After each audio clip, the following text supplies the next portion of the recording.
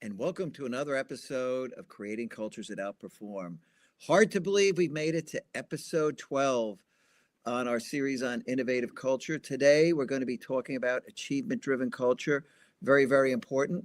I'm Frank Wander. I'm the founder and CEO of People Productive, and I'm here with an amazing culture engineer, Terry Mays, who really understands culture. And, believe it or not, I found out through the series we're doing that Terry had done idea capture, valuation, approval, and the whole thing, which was, I know so much about Terry. We get along incredibly well, and we do creative abrasion real well. But even I didn't know that, Terry. I didn't know you had that.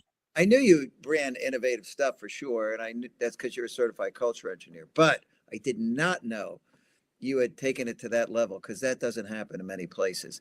By the way, tune into the prior episode 11, if you want to learn more about that. Very important. But achievement driven culture is really an outcome. You want to have a culture that celebrates achievement. And when we're talking about innovation, you want to inspire more creativity, and people who are feeling a sense of achievement have much more achievement drive.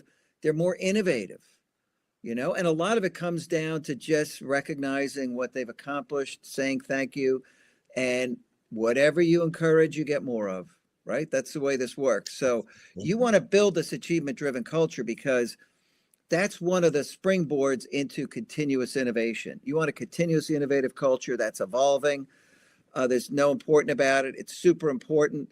That type of evolution of your culture is just so important. You got to get to that level, and you want people connecting ideas constantly, Steve Jobs, and you want to recognize and reward them. And it could be as simple as Terry went into the idea system and put an idea in 2 hours ago. I happened to go in, I'm the leader of the area, and I notice it, and I'm like, holy Terry, I can't believe you came up with this. This is incredible. I quickly bring everybody together, and we say thank you to Terry for coming up with such a great idea. And that matters. And so achievement-driven cultures have leaders on the lookout for people achieving things, little things and big things, but no fake things. Right. And I think that's the key to this whole thing, is that this is real. That's the key to it all. It has to be genuine and heartfelt. It can't be just kind of this hokey thing that you do that's just like, oh, we have to recognize 3 people. We're having, this big meeting, or, we haven't recognized anybody, so let's go out and recognize them. It can't be like that. It's got to be something that's heartfelt, yes, genuine. Yeah. Yes, that goes on everywhere. That's typically what happens is, oh, yeah. Oh, it's the end of the month. We need our star of the month. Who's getting the free parking spot? Whoa. Right. It's crazy, right there. You've seen all the worst things. Poor Terry's suffering from an allergy thing. I could see you. Yes. Must be clogging up or something. I could see the facial expression. It is just not fun at all. So I live in Alabama, and I recently found out that I'm allergic to the state of Alabama. So, everything. I'm allergic to trees and grass and pollen and dust and mold and like the whole 9, you name it, I'm allergic to it. Wow. So I've really been struggling here lately. The seasons have changed. The weather is beautiful. It's nice and crisp outside. The leaves are changing colors. It's fall finally. Yeah. We were in summer for so long. Even into last week, we were still in the high 70s. And this week we're down in the 50s. So allergies are just kind of like wreaking havoc on me. Wow, that's bad. I went through that already. Because out of New Jersey, we're a little ahead of you, right? But yeah. It's a nice little sidebar in our conversation about achievement. I feel like I've been overachieving in the area of allergies. Yeah.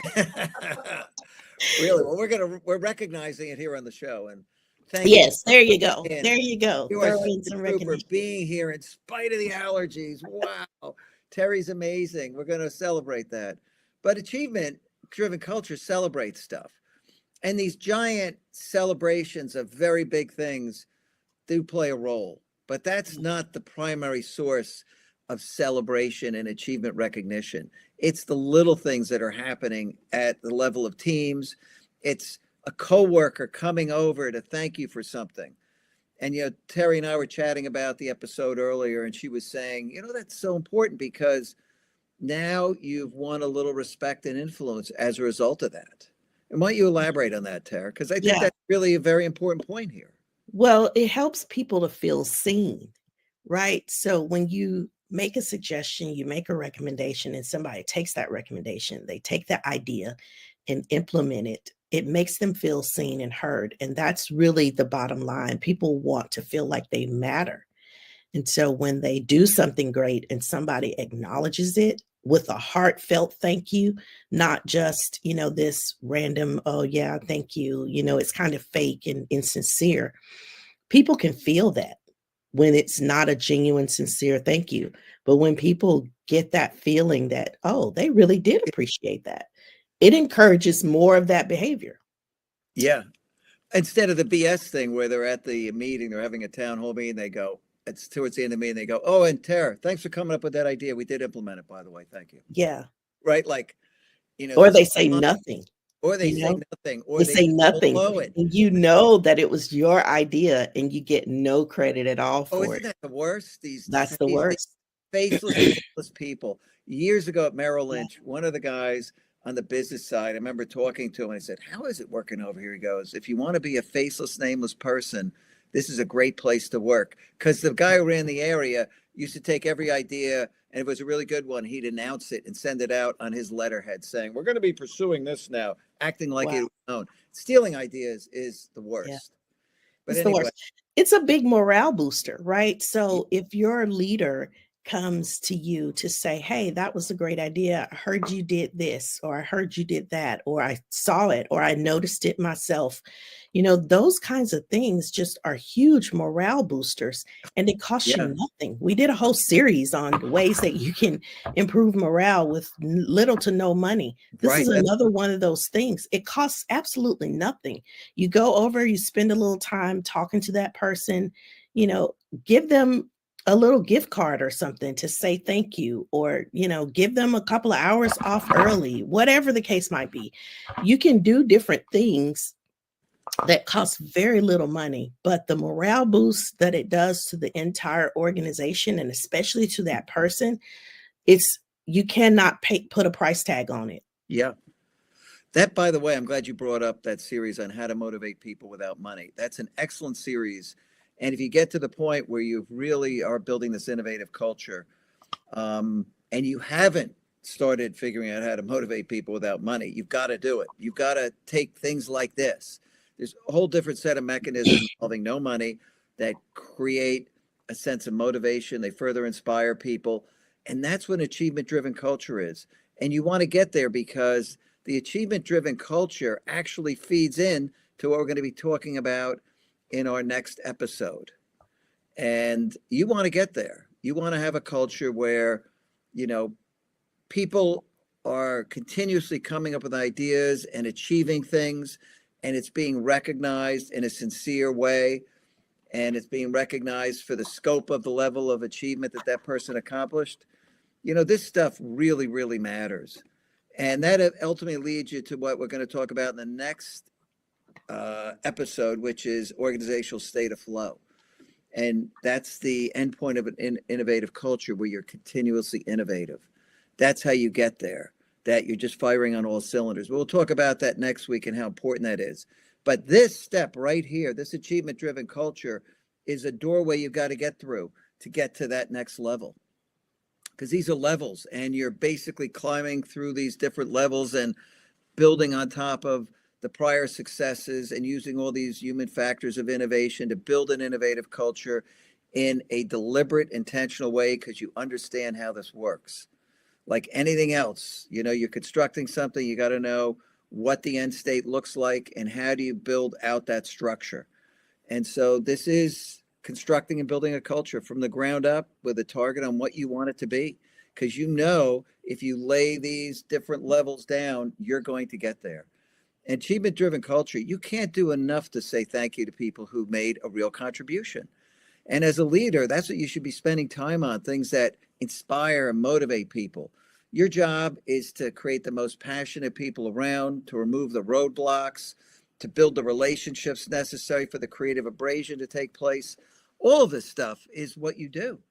But most people are tied up in doing everything but that. Like Terry said in the last episode, 80% of the day they're in meetings.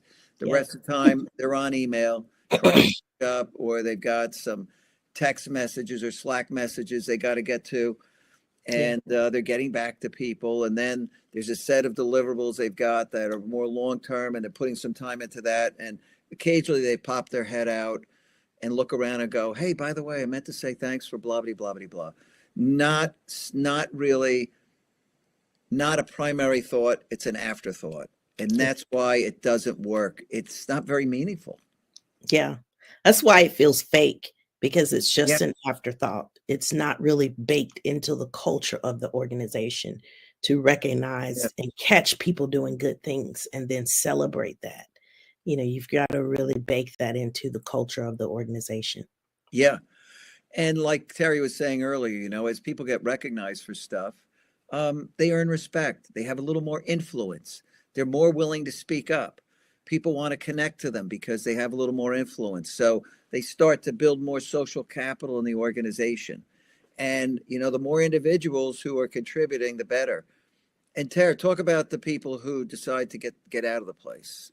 Yeah. So eventually, in a high performing culture, those low performers, they will eventually get out of there on their own. You won't have to fire people. You won't have to lay them off or anything like that. Eventually, they'll get exhausted from being in that type of a environment because they don't want to be high performing. They don't want to do their very best. They just want to get by and do the minimum. And those people will eventually work themselves out of the organization because they don't participate in that high culture. They don't have the relationships, right? So they haven't built those deep friendships at work. They haven't built that equity of being known as the person, the go-to person. They haven't developed any of that. They are not reliable. And so eventually they'll just work themselves out. They'll eventually just leave on their own because they realize I don't fit here. And I will never be that person. I'll never be happy here. I will never be happy here. I'll never be that person that people come to for answers. I'll never be that go-to person because I don't want to be. I've decided that I'm okay with just being average and doing the minimum. And when people get in that space, eventually they'll just get exhausted from the people around them, right? So they'll feel like everybody is they're doing too much. Like, you don't have to do all of that. And once they start feeling like that, eventually they'll just leave because they don't want to be in that type of an organization. I think that is so valid. People feel very uncomfortable eventually. They don't fit in and they just go, I don't fit in here. I'm never going to be happy here. And I think that's the most powerful part of this, right? Let people self-select to get out. Right. And the rest of the people will say, well, they never fit in anyway, Right. And they'll be glad they're gone, actually. And so you'll have this self-filtering mechanism running, getting rid of the kind of the poor performers who just opt out because they can't take the stress of being an underperformer when everybody else is celebrating success. Right. So listen, we're here every Wednesday, 3:00 Eastern time. You're going to probably want to take a look at the next episode, getting into that organizational state of flow. That means everything we've talked about is working. And what happens when you really have a culture like that? That's the highest performing level of culture you can get to. Boy, that's so powerful. You want to be a company that outcompetes and wins. This is how you do it. You get to this level because you can't beat that. And when you have, 45% of CEOs in a 4,702 CEO survey, 45% believe their company won't be viable in 10 years. We did a whole series on this too, like what's happening. Yeah. But this is how you solve that problem. If you're not working on this, you're going to be one of those companies in 10 years because the pressure is going to continue to build up. Other people are going to crack the code who haven't cracked it yet. They're going to be moving faster. You will just be left behind, and AI will not save you. It's not going to be the creative thing that saves you. It's going to augment people to make performers better, but you need top performers working together to be augmented, or you're not getting anywhere. And so listen, please feel free to join in. You can watch these episodes anytime on the People Productive channel, of course, on YouTube. If you miss it live, just feel free to go there. You can see it, or you can find us on LinkedIn, People Productive. So anyway, hope to see you at the next episode. Hope you enjoy it. Yes. Take care.